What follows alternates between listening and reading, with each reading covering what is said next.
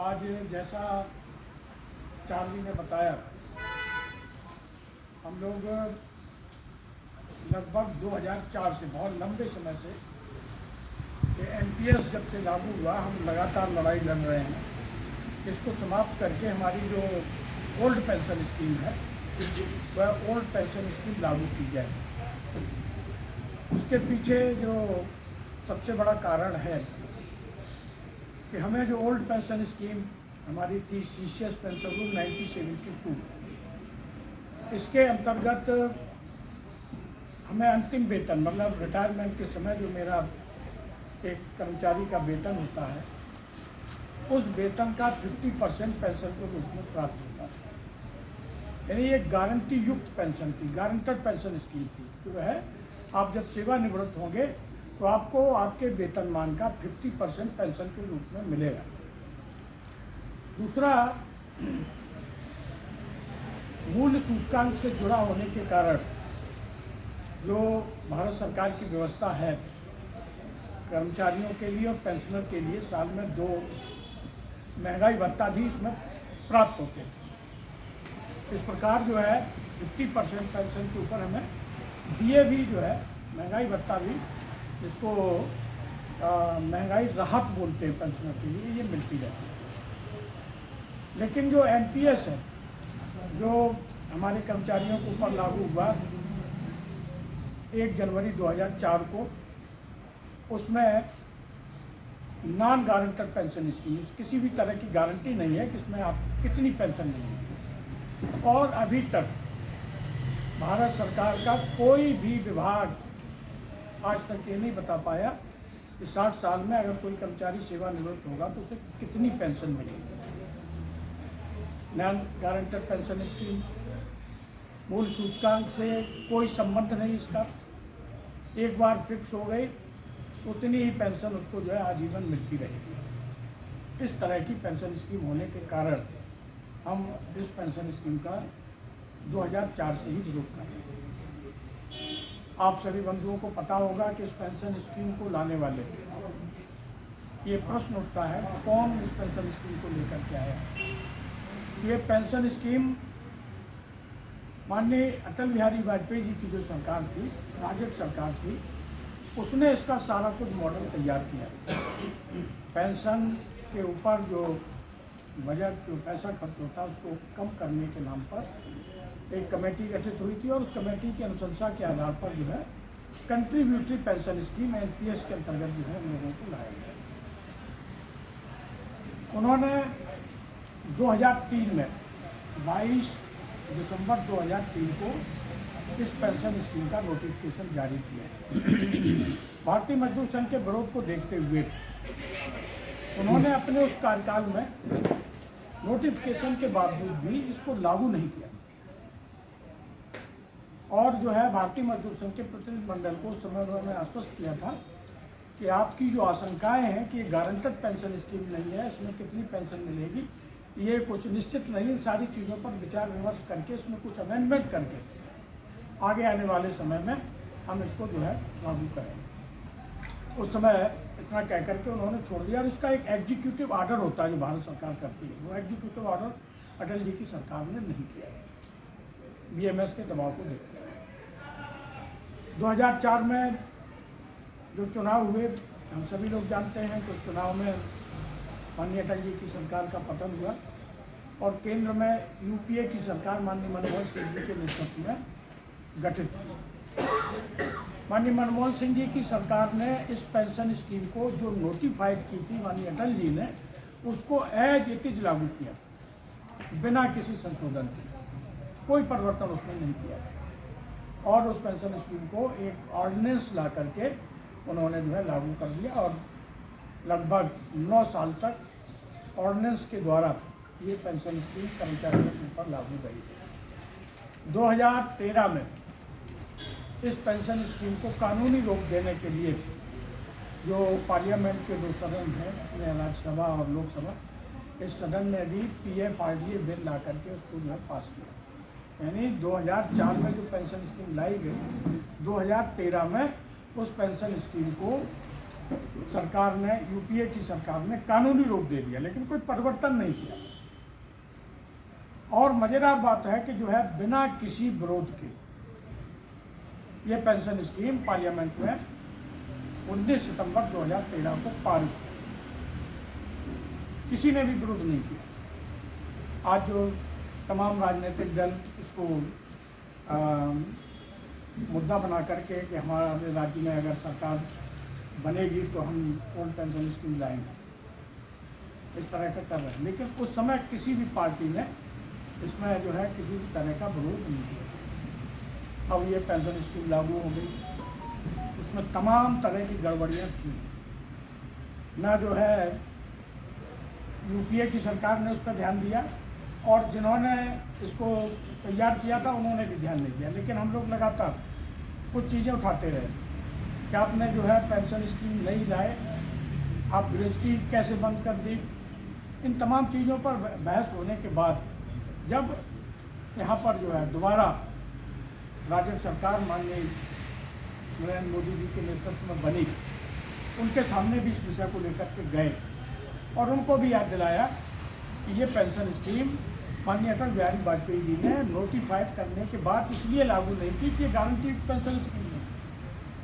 तो उन्होंने कहा कि ठीक है, आने वाले समय में इसके ऊपर निश्चित रूप से हम विचार करेंगे और इसको बदला नहीं जा सकता, लेकिन इसमें हम सुधार करेंगे। इस तरह का जो है हम लोगों को आश्वासन मिलता रहा। फिर जो है हम लोगों ने कहा कि आपने जो कर्मचारियों को जो ग्रेजुएटी मिलती थी, एक्ट के तहत ग्रेजुएटी मिलती है, उससे जो है वंचित कर दिया। तो उस समय जो 2015-16 में जो हमारे वित्त मंत्री थे माननीय जेटली जी, उन्होंने उनसे वार्ता होने के बाद ग्रेजुएटी का उन्होंने आदेश किया। ये पहला जो है सुधार 2016 में, 2004 में लागू हुई, 2016 में 12 साल के बाद पहला जो सुधार हुआ, ग्रेजुएटी प्रदान की गई उसी सरकार ने कही। तो हम लोग इसके बावजूद भी लगातार इस पेंशन स्कीम का विरोध करते रहे। प्रधानमंत्री जी ने एक मंत्रियों का समूह, ग्रुप ऑफ मिनिस्टर का भी गठन किया माननीय जेटली जी के नेतृत्व में। इसमें अपने पीयूष गोयल जी और निर्मला सीतारमण जी ऐसे 4 मिनिस्टर थे। उन्होंने इस पेंशन स्कीम के बारे में विचार विमर्श किया और अप्रैल 2019 में इसमें एक और सुधार उन्होंने किया कि जो 10% जो पेंशन स्कीम है, इसका जो शुरुआत में 10% कर्मचारी का करता है, 10% ही गवर्नमेंट अपना शेयर जमा करती है। गवर्नमेंट ने अपना शेयर बढ़ा करके 14% किया।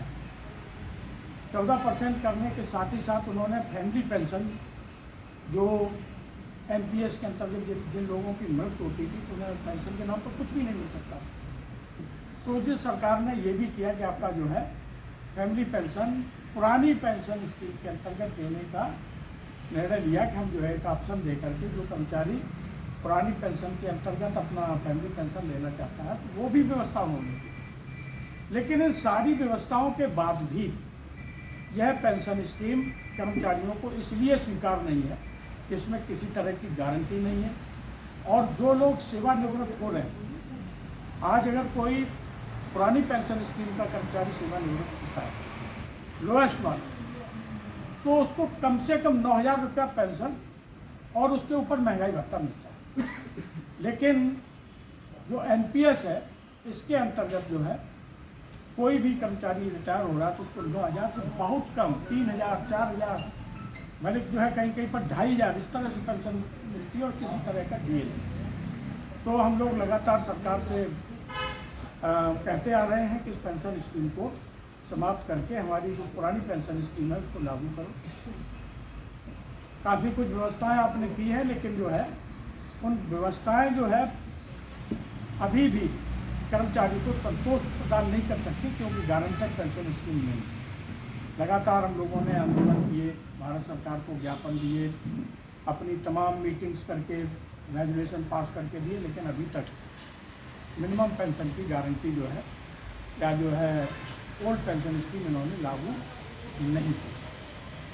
हमने 2022 में धरना प्रदर्शन किए। इवन हम लोगों ने जब कोविड चल रहा था, कोविड के टाइम पर भी सरकार को हम लगातार पत्राचार करते रहे, कुछ जगह पर आंदोलन भी किए। हमारी तमाम एनपीएस के कर्मचारियों से मौत हो रही है और इनको पेंशन के रूप में कुछ भी प्राप्त होने वाला नहीं। इसलिए जो है इस पेंशन स्कीम को समाप्त करके ओल्ड पेंशन स्कीम की घोषणा करें, लेकिन अभी तक नहीं हुई। हमने राज्य स्तर पर, यूनिट स्तर पर अनेकों आंदोलन किए। हमने ये भी प्रयास किया कि पब्लिक को किसी भी तरह की प्रॉब्लम न हो, तो हमने पूरा दिन ड्यूटी की और रात को जो है हम लोग धरने पर बैठे। हमारे जो पोस्टल के जो बंधु हैं, पोस्टल फेडरेशन ने इस तरह का कार्यक्रम पूरे देश के अंदर किया, अनोखा कार्यक्रम कि पूरा दिन काम कर रहे हैं और रात को जो है धरना दे करके सरकार को लगातार हम लोग प्रयास करते रहे कि किसी तरह से सरकार चेते और हमारी ओल्ड पेंशन स्कीम को लागू करे। अभी तक सरकार ने घोषणा नहीं की। कुछ स्थानों पर जैसे राजस्थान, आपका छत्तीसगढ़, जो गैर भाजपा शासित प्रदेश हैं, उनमें हिमाचल प्रदेश, पंजाब, इनमें जो है ओल्ड पेंशन स्कीम लागू की गई, वो भी आधी अधूरी। अभी इसका कुछ सही ढंग से वो नहीं है कि 2022 तक उनका क्या होगा और 2022 के बाद क्या होगा, लेकिन उन्होंने घोषणा की, इसमें कोई दो राय नहीं है। हम लोगों ने भारत सरकार से ये निवेदन किया कि आप जो है केंद्रीय कर्मचारियों के लिए और जो बाकी बचे हुए राज्य कर्मचारी हैं, हमारे जो तमाम स्वायत्त शासित संस्थाओं में काम करते हैं, ऑटोनमस बॉडी में काम करते हैं, इन सबको जो है ओल्ड पेंशन स्कीम अर्थात उनके अंतिम वेतन का 50% पेंशन की गारंटी उनको दी जाए और उसको जो है उपभोक्ता मूल्य सूचकांक से जोड़ा जाए, ताकि उन्हें समय समय पर जो महंगाई भत्ता बढ़ता है, साल में लगभग 2 बार, वह भी जो उनको प्राप्त होता है। इसको लेकर के कल हम लोग देश भर के बड़ी संख्या में कर्मचारी जनता मंत्र को दिखे और एक जो है धरना प्रदर्शन करके सरकार को चेताने का प्रयास करेंगे कि हमें और आगे आंदोलन के लिए मजबूर न करें और जो कर्मचारियों का सामाजिक सुरक्षा के नाम पर पेंशन है, ये हमें जो है ओल्ड पेंशन स्कीम की तरह से हमें प्रदान करें। यही हमारा जो है एकमात्र एजेंडा है एनपीएस टू ओपीएस और कोई दूसरी डिमांड नहीं। ये ओपीएस तो जो छत्तीसगढ़ और राजस्थान सरकार ने घोषित किया है, उससे आपका कितना नुकसान हो रहा है और क्या यदि इस बार 5 राज्यों में जो अभी रिजल्ट आएंगे 3 तारीख को अगले महीने, यदि उसमें आपकी बात नहीं रखी जाएगी तो क्या ये पार्लियामेंट इलेक्शन जो अभी अवश्यम भावी है वहाँ भी आप ये लेके जाएंगे? 2 सवाल है। देखिए, ये जो छत्तीसगढ़ और राजस्थान में लागू किया गया, इसमें हमारा कोई नुकसान नहीं है, मतलब कर्मचारी का कोई लॉस नहीं है। लेकिन जो आपका 2004 से 2022 तक उनका जो एनपीएस के अंतर्गत रिकवरी हुई है, उसको कैसे एडजस्ट करेंगे, क्योंकि पीएफआरडीए ने कह दिया कि ये पैसा हम वापस नहीं करेंगे। तो ये पैसा तभी वापस हो सकती है जब केंद्र सरकार इस पेंशन स्कीम को, एनपीएस को वापस करे। उसमें हमारा नुकसान की कोई बात नहीं है, लेकिन कर्मचारियों को जो है ये जो 17-18 साल का वो है कैरियर, हाँ, वो जो है बेकार न जाए, इसलिए जो हम लोग डिमांड कर रहे हैं कि इसको जो है 2004 में आपने लागू किया था, उसी समय से इसको समाप्त करें। और जहाँ तक 5 राज्यों की बात है, 5 राज्यों में जनता क्या करेगी क्या नहीं करेगी, भारतीय मजदूर संघ कभी भी इस बात की परवाह नहीं करता, सरकार किसी की भी हो। हम जो है बराबर अपनी लड़ाई लड़ते हैं और लड़ते रहेंगे। किसी की भी सरकार है, चाहे कांग्रेस की है या किसी तीसरे की सरकार है या इन्हीं की सरकार है, हम लड़ते आए हैं और लड़ते रहेंगे। यही जो है हमारा मेरा ये अटेंशन इसलिए था क्योंकि अभी 5 राज्यों के इलेक्शन में कई राज्यों में भी ये बात निखल के आई और बहुत मुखर रूप से आई, और पार्लियामेंट इलेक्शन में भी यदि ये बात नहीं होती, पार्लियामेंट चुनाव जो अभी होना है उसमें भी शायद ये बात एक बार फिर से पेंशन स्कीम की बातें आएंगी। निश्चित रूप से आएंगी। दूसरे जो दल हैं, जो आपके कांग्रेस ने जहाँ जहाँ पर जो है अभी विधानसभाओं के चुनाव हुए वहाँ पर उन्होंने वादा किया और उसको इम्प्लीमेंट भी किया। लेकिन जो है इसी कांग्रेस सरकार ने जो है इसको इम्प्लीमेंट भी किया। ये अलग बात है कि आज जो है ये जो जन आंदोलन है उनको ध्यान में रखते हुए उन्होंने अपना रूप परिवर्तित किया है। तो ये तो निश्चित रूप से आएगा पार्लियामेंट के इलेक्शन में तो जो है हम ओल्ड पेंशन स्कीम लाएंगे। उसके पहले वर्तमान सरकार को समझ में आ जाए और वह जो है इस स्कीम को लागू कर दे, ओल्ड पेंशन स्कीम, ये मुद्दा ही समाप्त हो जाएगा। और वर्तमान सरकार तो आपसे बहुत मिलीजुली सरकार है, आपके चाहने वाले लोगों की सरकार है। मैंने पहले बताया भारतीय मजदूर संघ ने जो है कभी भी हमारी और उनकी कुछ नीतियों में हमेशा जो है फर्क रहता है। औद्योगिक और जो आर्थिक नीतियां हैं उसमें कभी भी भारतीय जनता पार्टी और भारतीय मजदूर संघ का तालमेल नहीं हुआ।